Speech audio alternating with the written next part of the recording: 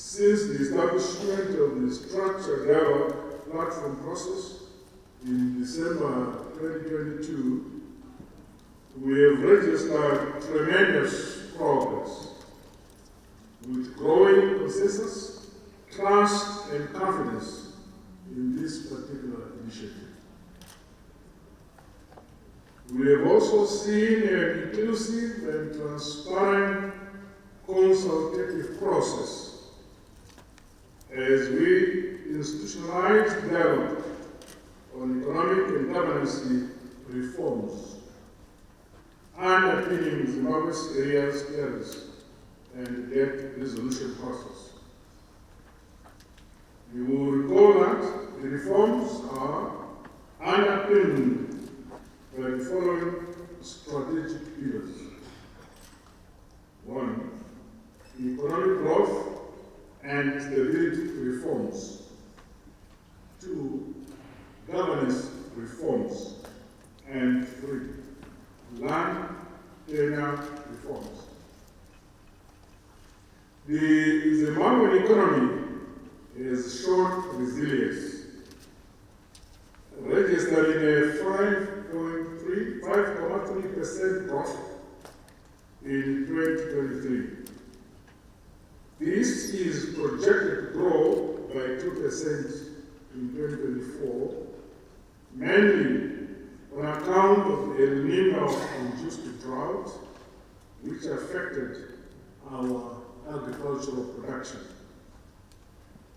In 2025, the economy is projected to rebound and grow by 6% due to the recovery of the agriculture and mining sectors.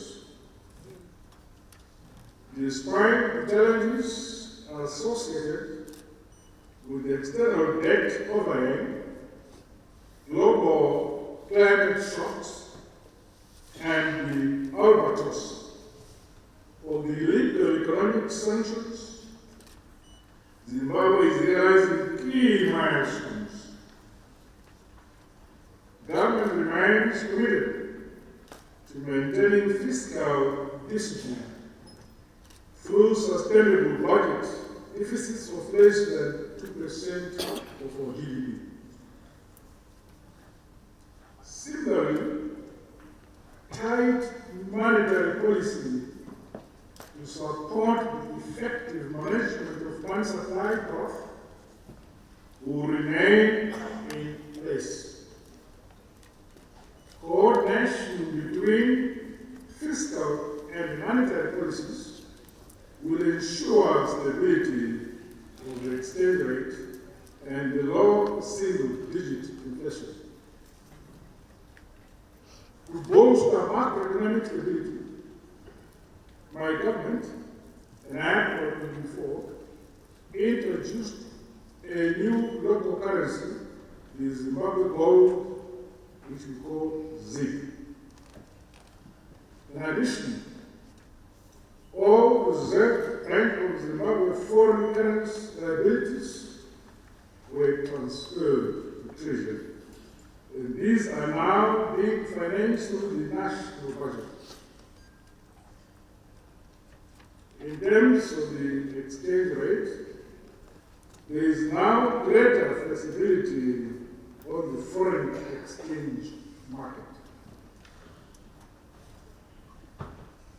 To encourage implementation of further economic reforms and the arrears clearance and debt resolution process, my government is currently negotiating a staff monetary program, SLP, with the International Monetary Fund, IMF.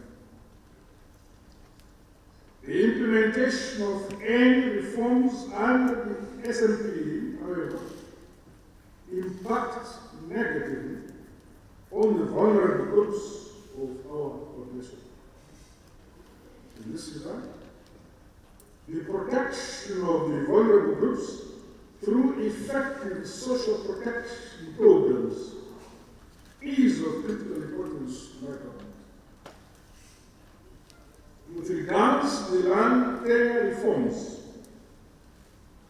the government in October 24 made a bold decision to give security of tenure to all the beneficiaries of land reform program. This is in line with Section 292 of our Republic's Constitution.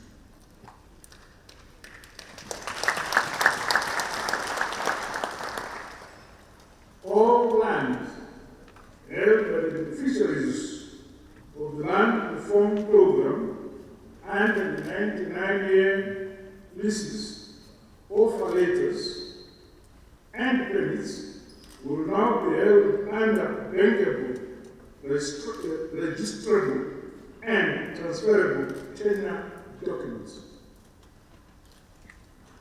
In line with the global compensation bid signed in 2020, my government made an allocation of US $35 million in the 2024 national budget. I'm pleased to highlight that a total of 444 applications for compensation under the global compensation bid were approved. Were approved to date for payment by the compensation committee.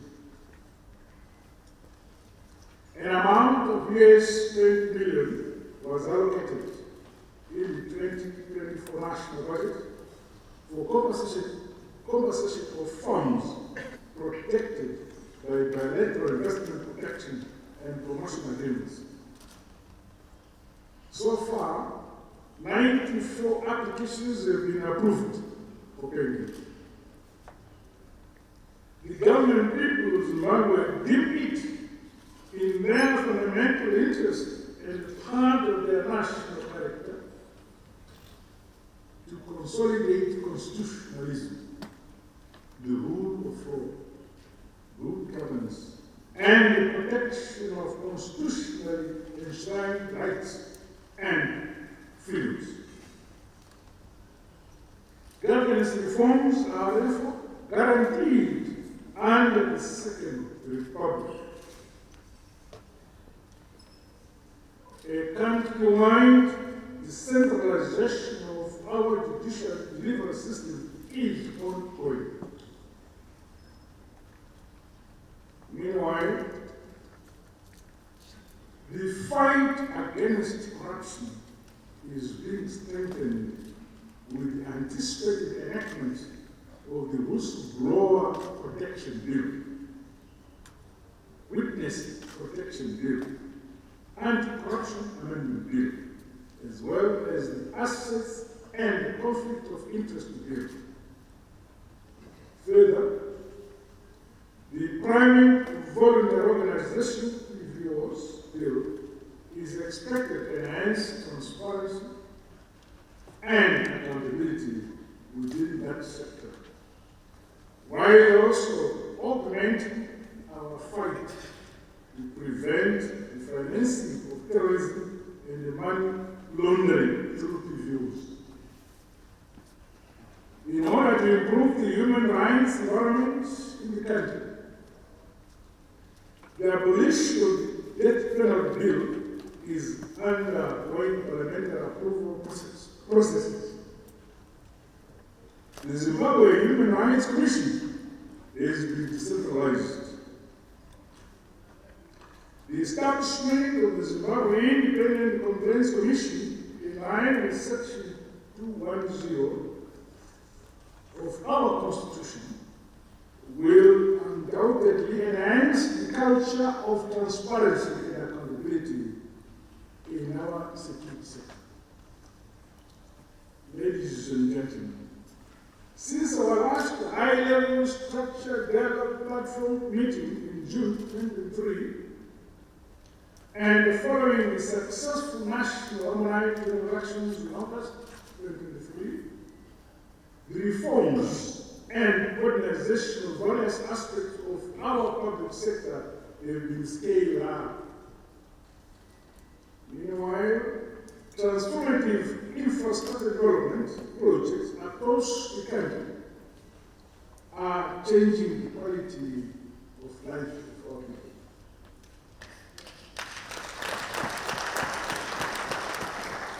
The funding of these is mainly through domestic resources and non-concessional external financing.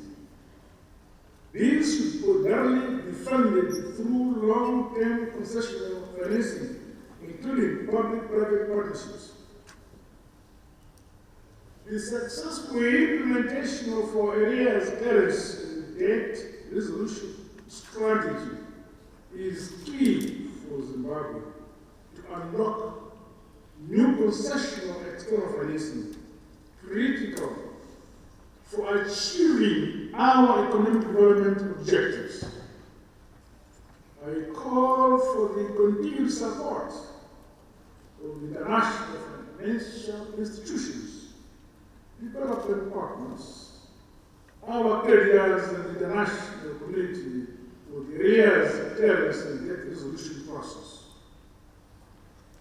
As Zimbabwe transitions to the implementation of the National Development Strategy number 2, access to external concessional financing will be key for long-term funding of our projects and programs.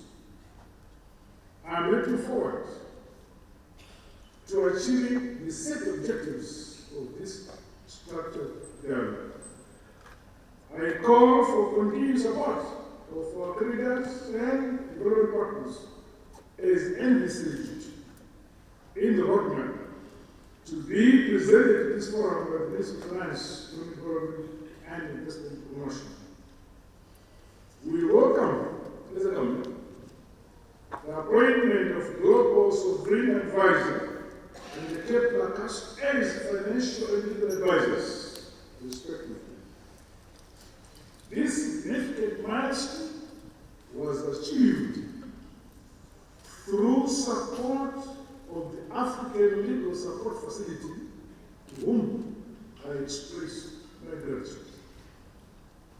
On behalf of my government and the people's government, I want to thank the African Development Bank and our champion, Dr. Atsina, who led me today, for the continuing financial and technical assistance in this process.